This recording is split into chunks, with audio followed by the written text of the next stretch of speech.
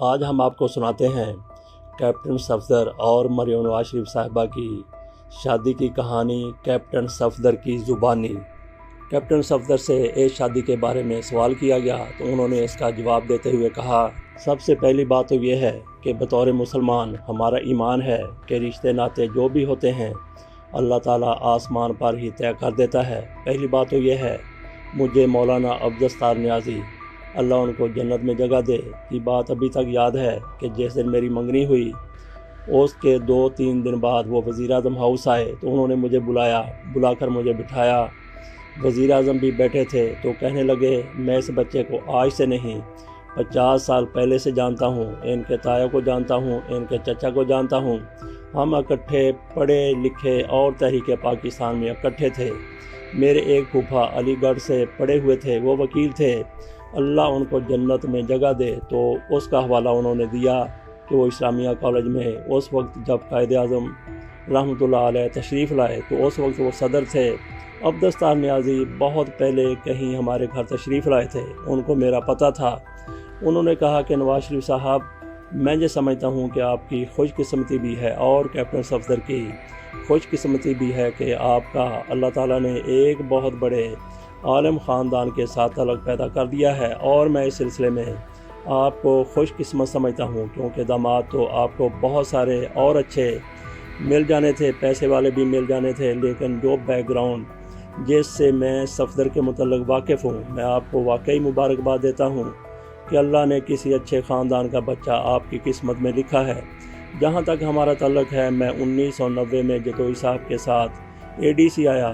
جتوئی صاحب نے میری ڈسٹرکٹ مینجمنٹ گروپ میں تعیناتی کے لیے سفارش کر دی۔ ہر وزیر اعظم جاتے ہوئے ایسا ہی کرتے ہیں، جیسا کہ جنید مرحوم نے بھی ضیاء اللہ کو خط لکھا تھا کہ ٹھیک ہے آپ نے میری اسمبلی تحلیل کر دی ہے جو بھی ہے، لیکن میرے جو ADC ہیں ان کو میں چاہتا ہوں کہ آپ DMG میں لے لیں۔ تو انہوں نے پھر جنید مرحوم کے خط پر ان کے ADC حضرات کو DMG میں بھیج دیا۔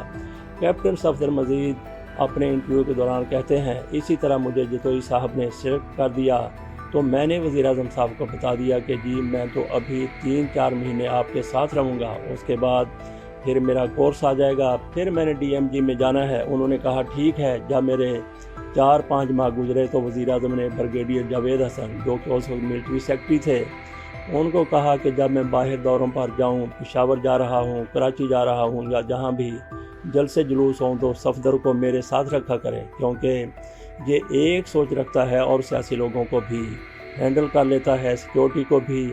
تو میں چاہتا ہوں کہ کیونکہ باقی ADC کچھ گھبراتے ہیں تو میں نے ٹھیک کہا ہے جی۔ ایک دفعہ ہم لوگ پشاور جا رہے تھے، سرتاج عزیز ہماری گاڑی میں بیٹھے تھے، 2 موٹر سائیکلوں والے آگے آئے، پولیس والوں نے روکنے کی کوشش کی تو وزیر اعظم نے کہا کہ یہ کیا ہے، کیوں ایسا ہو رہا ہے؟ تو ڈرائیور فاروق نے گاڑی آہستہ سے ایک طرف کرنی شروع کر دی، پولیس والے بھاگنا شروع ہو گئے تو میں ان کی چلتی گاڑی سے ایک دم اترا۔ وہ موٹر بائیک والے جو تھے وہ پولیس سے نکل گئے تھے، اسلام آباد سے نیچے انہوں نے تھوڑا سا بائیں ٹرن لیا اور کھیتوں میں بھاگنا شروع کر دیا۔ تو میں ان کے پیچھے اتنی تیزی سے بھاگا کہ موٹر بائیک سے ان کو گرا کر پکڑ لیا۔ پھر پولیس نے انہیں گرفتار کیا، ہم گاڑی میں بیٹھے، میں موٹر بائیک والوں کے اوپر گرا، میرا یونیفارم بھی پھٹ گیا۔ پشاور میں ہم جلسہ کر کے لاہور پہنچے تو وزیر اعظم نے مجھے کہا، تم نے ایسا کیوں کیا؟ آگے سے کوئی فائر کر دیتا۔ میں نے کہا جی میں یہ دیکھنا چاہ رہا تھا کہ یہ کون لوگ ہیں جو پولیس سے بھی نہیں رکے۔ پھر پولیس ان کے پیچھے بھاگ رہی ہے لیکن وہ ان تک نہیں پہنچ سکے۔ پھر وہ بڑا خوش ہوئے، کہنے لگے کہ میں حیران تھا کہ تم نے چلتی گاڑی سے چھلانگ لگائی اور پولیس سے پہلے ان کو پکڑ لیا۔ اصل میں میں نے موٹر سائیکل والے کو پتھر مارا تو اس کو لگا اور وہ گر گیا۔ میں نے کہا جی مجھے یہ بھی ڈر تھا کہ پولیس والے کہیں کوئی فائر نہ کر دیں اور بندہ ہی نہ مر جائے۔ اب انکوائری ہوگی وہ کون تھے، ان سے کوئی خطرے کی بات تھی یا نہیں، وہ کالج کے کوئی لڑکے تھے یا کوئی اور، اس طرح کی چھوٹی چھوٹی چیزیں ہوتی رہتی تھیں۔ کیپٹن صفدر مزید کہتے ہیں کہ ملتان میں جب ہمارا ہیلی کاپٹر بلڈنگ سے ٹکرا گیا، اس میں 22-23 بندے تھے جو میں نے خود پکڑ کر ایک ایک کر کے زمین پر گرائے۔ وزیر اعظم دوسرے ہیلی کاپٹر سے دیکھ رہے تھے اور ساتھ ہی وائن صاحب بھی۔ اس وقت وہ زندہ تھے تو میں دروازے میں کھڑا لوگوں کو ہوا سے زمین پر گرا رہا ہوں۔ دوسرے دن اخباروں نے بڑا لکھا hero of the day captain Safdar. تو وزیر اعظم نے مجھے بلا کر بڑی شاباش دی۔ اسی طرح کے واقعات ہوتے گئے۔ ایک دفعہ ایسے ہوا کہ سندھ ہاؤس میں، جو کہ اس وقت وزیر اعظم ہاؤس تھا، جب بے نظیر صاحبہ کی اسمبلی کو تحلیل کیا تو ان کے بیڈ روم میں ایک الماری تھی۔ جب انہیں جلدی میں وہاں سے جانا پڑا تو وہ الماری وہیں پڑی رہ گئی۔ اس کے اندر ان کا کافی سارا زیور بھی تھا، وہ بھی رہ گیا۔ جب سندھ ہاؤس سے سارا فرنیچر ہم نے نئے پرائم منسٹر ہاؤس اسلام آباد میں شفٹ کیا تو یہ الماری بھی وہیں پر آ گئی۔ جب ہم نئے گھروں میں آئے وہاں پر چھوٹی چھوٹی الماریاں تھیں۔ وہاں پر ایک بندہ PWD کا SDO تھا، اس کو میں نے کہا یار مجھے بڑی لوہے کی کوئی الماری چاہیے جس میں میں اپنا یونیفارم رکھوں۔ تو یہ چھوٹی چھوٹی الماریاں ہیں جس میں کوئی چیز پوری آتی ہے۔ تو وہ کہنے لگے کہ سندھ ہاؤس کے اسٹور سے کچھ چیزیں آئی ہوئی ہیں، آپ کو دے دیتا ہوں۔ وہ الماری لے آیا تو رات کو جب میں نے الماری کھولنے کی کوشش کی تو اس کی چابی نہیں تھی، وہ بھی اس نے بھیجی۔ جب میں نے وہ الماری کھولی تو میں نے دیکھا کہ اس میں کافی زیادہ تصویریں، زیور اور میک اپ کا سامان تھا۔ وہ سب کوئی بے نظیر بھٹو کا تھا۔ میں نے وہ سب ایک کپڑے میں باندھا اور جا کر ملٹری سیکرٹری کو دے دیا، ساری بات بتائی۔ صبح ملٹری سیکرٹری نے وزیر اعظم کو بتایا اور وزیر اعظم نے مجھے بلا کر پوچھا۔ انہوں نے وہ سارا سامان ایک لیٹر کے ساتھ بے نظیر صاحبہ کو سندھ بھیج دیا۔ اس پر وزیر اعظم نواز شریف بہت خوش ہوئے اور کہنے لگے صفدر میں بہت خوش ہوں، تم اس وقت کمرے میں اکیلے تھے اور اس زیور کا کچھ بھی کر سکتے تھے۔ میں نے کہا بس میں نے یہی سوچا کہ یہ ایک امانت ہے۔ کہنے لگے تو میں نے پھر آ کر ملٹری سیکرٹری کو دیا۔ میں نے کہا جی میرا سورس تو وہی بنتا تھا، میں آپ کے آگے نمبر بنانے کے لیے آپ کے پاس تو نہیں آ سکتا تھا۔ میں نے سوچا کہ ملٹری سیکرٹری کو دے دوں تاکہ آگے وہ خود فیصلہ کریں۔ کیپٹن صفدر سے سہیل وڈیچ کی طرف سے اس انٹرویو میں پوچھا گیا رشتہ کیسے طے ہوا۔ کیپٹن صفدر نے اس پر کہا یہ جو رشتے والی بات تھی یہ میری ساس صاحبہ کی طرف سے تھی، مجھے اس چیز کی خبر نہیں تھی۔ وزیر اعظم 1991 میں ناران جا رہے تھے، بیگم صاحبہ بھی ان کے ساتھ تھیں۔ میں اس وقت ADC تھا، امان صحرا کے پاس تھے، تو انہوں نے کہا ہم آپ کے گھر جائیں گے۔ تو میں بڑا حیران ہوا کہ یہ کیسے ہمارے گھر جائیں گے، وہاں کسی کو پتہ ہے نہ کچھ ہے۔ تو میں نے کہا چلے جائیں۔ پولیس اور اسکواڈ والے آگے چلے گئے، گلیوں محلوں میں سے ہوتے ہوئے میرے گھر پہنچے۔ اس وقت امی گھر پر نہیں تھیں، والد صاحب بیٹھے ایک کتاب پڑھ رہے تھے۔ تو میں نے بتایا کہ باہر وزیر اعظم صاحب تشریف لائے ہیں۔ تو اسی طرح ہاتھ میں کتاب پکڑے وہ باہر آئے۔ انہوں نے کہا آپ نے بتایا ہی نہیں، گھر میں بھی کوئی نہیں۔ میں نے کہا کوئی بات نہیں۔ وہ 5-10 منٹ ہمارے گھر بیٹھے، کنواں تھا وہاں سے انہوں نے گھر میں پانی پیا، پھر گاڑیوں میں بیٹھ کر یہ ناران چلے گئے۔ قمر صاحب کو یہ آرڈر تھے کہ صفدر پر تم نے نظر رکھنی ہے، یہ کہاں جا رہا ہے اور کس سے مل رہا ہے۔ قمر صاحب نے مجھے اپنے ہی گھر میں شفٹ کیا ہوا تھا اور ایک کمرہ دیا ہوا تھا، تو قمر صاحب اکثر دیکھتے رہتے تھے کہ یہ کدھر گیا ہے، کس کو ملا ہے۔ تو میری ساس صاحبہ کے ذہن میں کچھ ایسی چیز تھی۔ یہ ہے قمر الزمان چودھری جو میاں نواز شریف کے تیسری وزارت عظمیٰ کے دوران نیب کے چیئرمین رہے۔ انٹرویو نگار نے یہاں پہ ایک سوال کیا، ایک افواہ یہ تھی کہ شاید اس میں آپ اور مریم نواز کی پسند بھی شامل تھی، ہے تو یہ ایک بڑا ہی ذاتی سوال، لیکن پھر بھی بہت سے لوگوں کو اس کا تجسس ضرور ہے۔ اس کے جواب میں کیپٹن صفدر نے کہا جی میں اس طرف آ رہا ہوں۔ قمر صاحب کو میں نے ایک دفعہ 1991 میں کہا کہ جی میرا کورس آ گیا ہے تو میں ابھی DMG میں جانا چاہ رہا ہوں۔ تو وزیر اعظم نے کہا کہ تم ابھی ہمارے ساتھ ہی رہو۔ پھر انہوں نے 6 مہینے کورس آگے کروا دیا۔ 6 مہینے گزر گئے تو میں نے کہا جی میرے ساتھ کے افسر ڈپٹی کمشنر ہو جائیں گے تو میں ایسے ہی رہ جاؤں گا۔ انہوں نے پھر مجھے 6 مہینے اور لیٹ کروایا۔ بیگم صاحبہ نے پھر ایک دفعہ فون کیا، اس وقت میری امی سخت بیمار تھیں تو میں گھر چھٹی پر چلا گیا ہوا تھا۔ وزیر اعظم نے پوچھا کہ صفدر کہاں ہے، 4-5 دن سے نظر نہیں آ رہا۔ تو ملٹری سیکرٹری نے کہا کہ وہ چھٹی لے کر گیا ہے، اس کی امی بیمار ہیں۔ پھر وزیر اعظم نے فون کیا اور کہا کہ آپ اسلام آباد آ جائیں، پھر علاج کرواتے ہیں۔ تو امی نے کہا کہ نہیں میں ابھی سفر کے قابل نہیں ہوں۔ پھر بیگم صاحبہ کا فون آیا کہ آپ اسلام آباد آ جائیں، ہم آپ کا علاج کراتے ہیں۔ امی نے کہا کہ میری صحت ابھی اس قابل نہیں ہے۔ تو پھر وہ پوچھتی رہتی تھی۔ پھر ایک دن کلثوم واج صاحبہ نے کہا کہ صفدر ہمارا بیٹا ہے، تو میری امی کو اس چیز کی سمجھ نہیں آئی۔ پھر انہوں نے میرے والد صاحب سے بھی بات کی تو بیگم کلثوم صاحبہ نے کہا کہ اس طرح سے ہماری یہ خواہش ہے۔ تو والد صاحب نے میرے ساتھ بات کی۔ میں نے کہا کہ ابو یہ بات انہوں نے پتہ نہیں کس طرح کی ہے، آپ کو سمجھ نہیں آئی ہوگی، تو اس بات کو ادھر ہی چھوڑ دیں۔ اللہ کا فضل تھا کہ ہمارا ایک اولیاء اللہ اور عالم دین کا خاندان تھا، اللہ کا بڑا کرم رہا ہے، مگر پھر بھی مجھے یہ احساس تھا کہ ایک پرائم منسٹر اور ایک فوج کے کپتان کے درمیان اس طرح کا رشتہ تو کبھی ایسا نہیں ہو سکتا۔ پھر میرے والد صاحب نے کہا ہمیں آپ کی بات سمجھ نہیں آئی۔ فون پر جب ان کا فون آتا تھا، ان دنوں امی کی حالت بڑی خراب تھی، تو انہوں نے کہا ہم اس کو اپنا بیٹا بنائیں گے انشاءاللہ تعالی۔ قمر صاحب کو پرائم منسٹر صاحب کی مسز نے بہت پہلے بتایا ہوا تھا کہ ہمیں ایک اچھا رشتہ چاہیے، اور وہ رشتہ ہم نے دیکھا ہے، اس کو چیک کرو۔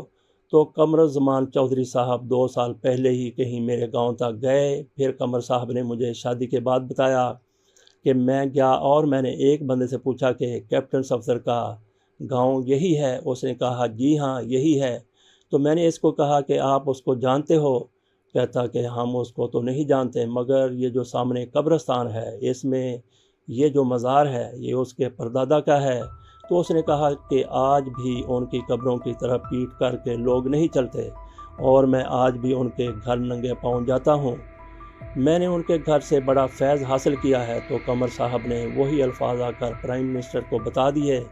قمر صاحب کو وہ خطبے بھی یاد تھے جن کے اوپر ان کے نام لکھے ہوئے تھے۔ پھر قمر صاحب کو یہ بھی پتہ تھا کہ اس کی گاؤں میں اتنی زمین ہے، دوسرے میں اتنی ہے، تو وہ ساری ہسٹری قمر صاحب کے پاس میری موجود تھی، جو بعد میں انہوں نے بتائی۔ قمر صاحب کہتے ہیں کہ مجھے جس دن انہوں نے اپنے گھر شفٹ کیا تو اس وقت سے ہمارے ذہن میں یہ بات تھی۔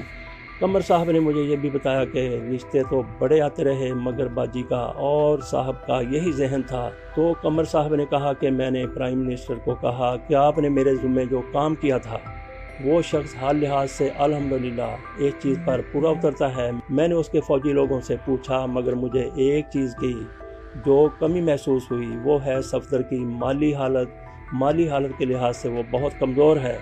تو انہوں نے کہا چھوڑیں قمر صاحب، آپ کی بھی اتنی گھٹیا سوچ ہے، مالی حالات تو کسی وقت بھی انسان کے ٹھیک ہو سکتے ہیں، مگر جو ایک اچھی فیملی ہوتی ہے، اچھا خون ہوتا ہے، اچھے رشتے ہوتے ہیں، وہ تو ملنے مشکل ہوتے ہیں، کیونکہ میرا معیار یہی ہے۔ اچھا تو وہ بات پھر ایسے ہوئی کہ قمر صاحب نے مریم سے پوچھا کہ اس طرح تمہارے ابو، بلکہ خاص طور پر تمہاری امی کی یہ خواہش ہے کہ تمہاری امی اور ابو نے مجھے یہ کہا ہے، اور کیونکہ میں نے تمہیں اپنی بیٹی بھی بنایا ہوا ہے اور میرا بھی پورا حق ہے، انہوں نے کہا ابو سے کہیں کہ ان کا فیصلہ ہے، میں اس پر راضی ہوں، مجھے کوئی اعتراض نہیں۔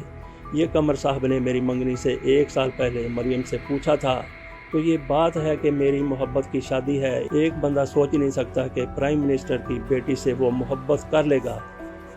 یہاں پہ سہیل وڈائچ صاحب ایک اور سوال کرتے ہیں، وہ کہتے ہیں مریم سے 1 سال پہلے پوچھا گیا تھا، پھر بھی 1 سال کے دوران آپ کے احساسات پیدا نہیں ہوئے؟ اس پر کیپٹن صفدر کی طرف سے کہا گیا نہیں، مجھے نہیں پتہ تھا، میں ایک دفعہ قمر صاحب کی مسز کو چھوڑنے جا رہا تھا، اب میں کبھی فارغ بیٹھا کڑیاں ملاتا ہوں، میں انہیں ایئرپورٹ چھوڑنے جا رہا تھا، ان کی مسز آئی ہوئی تھیں، تو قمر صاحب نے مجھے کہا کہ تم چھوڑ آؤ، میں تو فارغ نہیں ہوں۔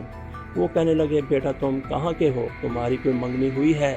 میں نے کہا آنٹی ابھی شادی کہاں، فوج میں رہے تو سٹاف کورس کریں گے یا سول سروس اکیڈمی پوری کر کے پھر شادی کریں گے۔ تو وہ کہنے لگی بیٹا تمہارے امی ابو نے کوئی جگہ دیکھی ہے؟ تو میں نے کہا نہیں، کوئی جگہ نہیں دیکھی۔ تو قمر صاحب کی مسز کو بھی اس معاملے کا پتہ تھا۔ ایک اور سوال کیا جاتا ہے کیا یہ بالکل ارینج میرج تھی؟ کچھ نہ کچھ پسندیدگی کا دخل تو ہوگا۔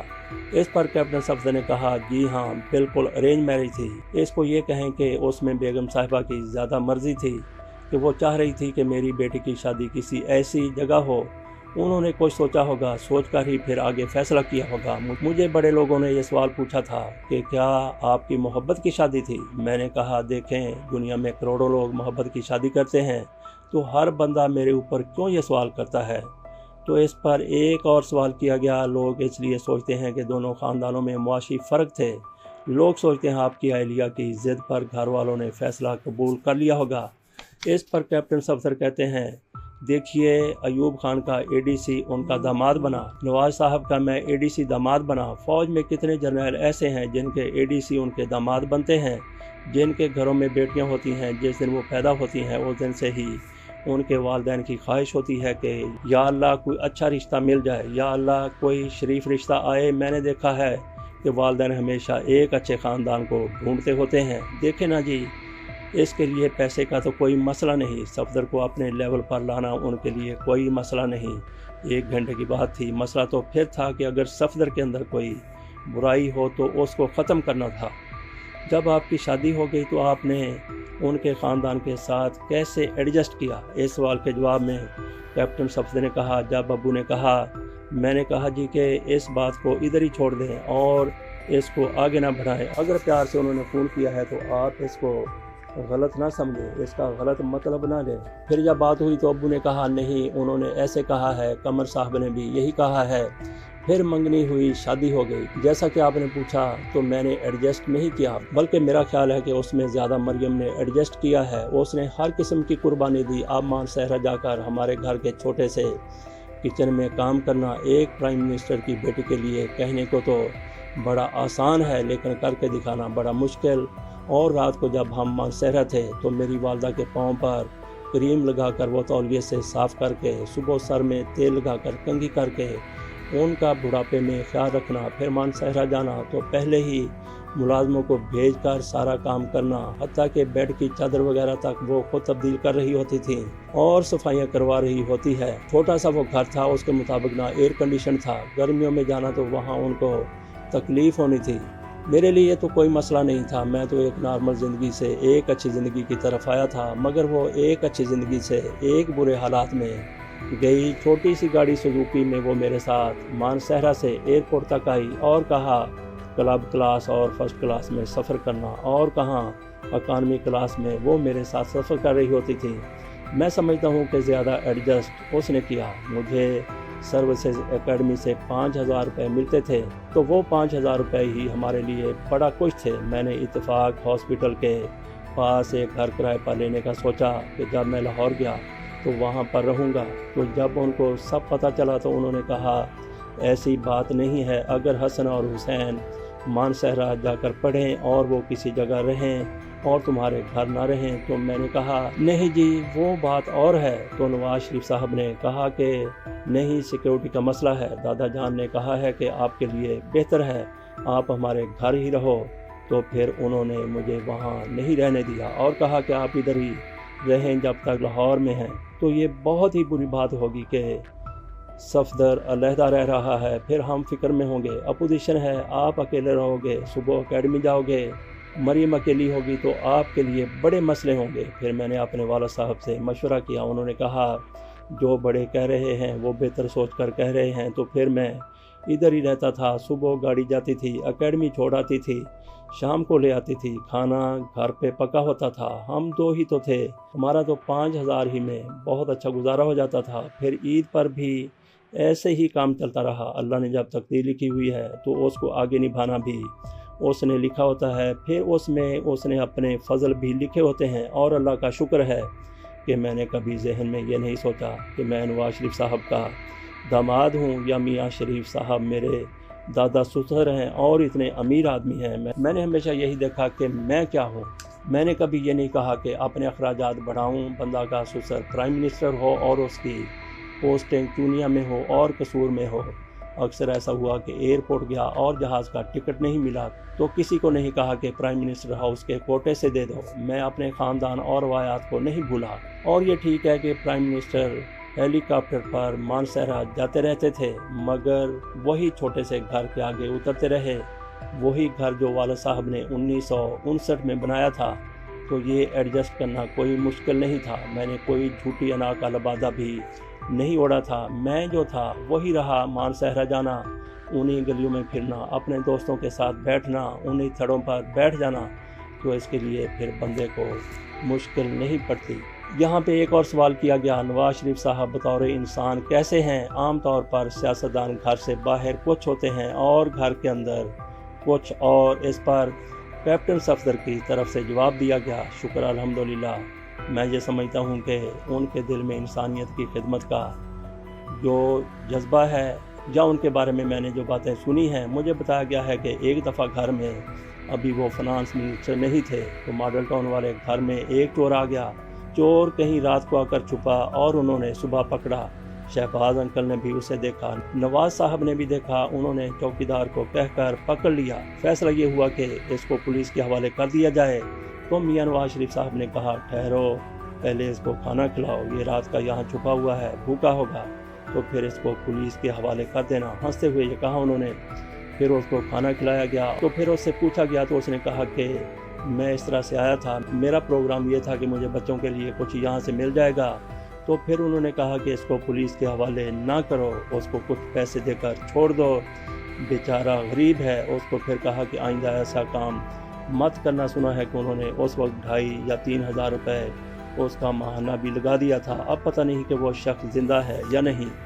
اللہ کے فضل و کرم سے 12 اکتوبر آیا اور آج مختلف حالات ہو گئے ہیں۔ اکثر داماد ہوتے ہیں جو اپنے حالات میں مست ہوتے ہیں اور سسرال والے اپنے۔ مجھے تو اپنے والد کی ایک بات یاد ہے کہ 12 اکتوبر کے بعد جب ہم رہا ہوئے تو انہوں نے کہا صفدر بات یہ ہے کہ قیامت والے دن 3 بندوں کے بارے میں آپ سے ایک ہی جیسے سوال ہوں گے، جنہوں نے جنم دیا ہے، جنہوں نے بیٹی دی ہے، جنہوں نے تعلیم دی ہے۔ اب یہ بیگم صاحبہ سڑکوں پر ہیں، ان دنوں بیگم کلثوم نواز سڑکوں پر تھیں۔ یہ تمہاری ماں ہیں، یہ نہ ہو کہ پولیس کا ڈنڈا ان کو لگے اور تمہیں نہ لگے۔ میں قیامت والے دن اس چیز کا حساب تم سے لوں گا، اور خلوص نیت کے ساتھ نکل جاؤ، بہادری کے ساتھ، بزدلی نہیں دکھانی۔ تو اللہ کے فضل و کرم سے میرے والد صاحب کا میرے لیے جو حکم تھا اس پر میں ہمیشہ ثابت قدم رہا۔ تو یہ تھی کیپٹن صفدر کی مریم نواز شریف صاحبہ سے منگنی اور اس کے بعد شادی کی کہانی اور ان کے پس منظر کے بارے میں کیپٹن صفدر کی باتیں۔ اجازت دیجیے، اللہ حافظ۔